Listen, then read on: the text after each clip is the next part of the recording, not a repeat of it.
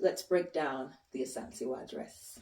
If you are from Ghana or you know anything about Ghana and Ghanaian fabrics, you would immediately recognize this print as the Kente print, which is the fabric of royalty in Ghana. I knew that I definitely wanted to do a piece for this drop with Kente, so I got to thinking what that would look like.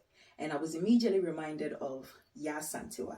Now, if you know anything about African history, or more specifically about Ghanaian history, then you would recognize the name Asantewaa. She was a queen of the Ashanti people, and she was known for her fierceness, her strength, and her bravery in leading her people, holding off colonization, and protecting their land from being stolen from them. I love the story of Asantewaa, and I wanted to do something that was inspired by her, but that would fit the modern, strong, and brave warrior woman. The starting point for this piece was actually the way that warrior women back in the days in Africa would take a piece of cloth and just wrap it around them.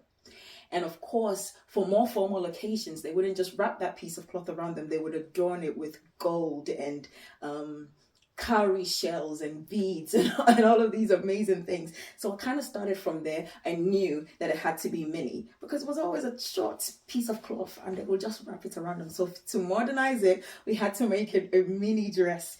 And really to play around with that element of strength and power, I wanted to do something bold, both at the shoulder and the waist.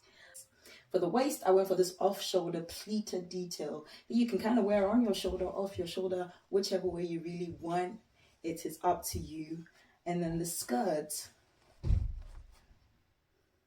I went for this lantern shape that really gives it this strong, bold aesthetic.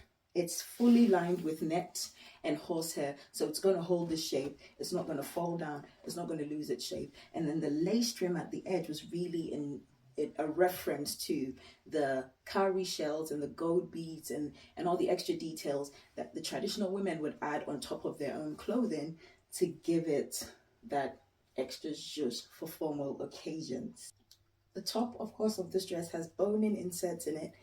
So it's a corset top and it will give you that snatched feeling, that snatched look, which really adds to the power feeling, the power play vibe of the dress. There's a zipper in the back.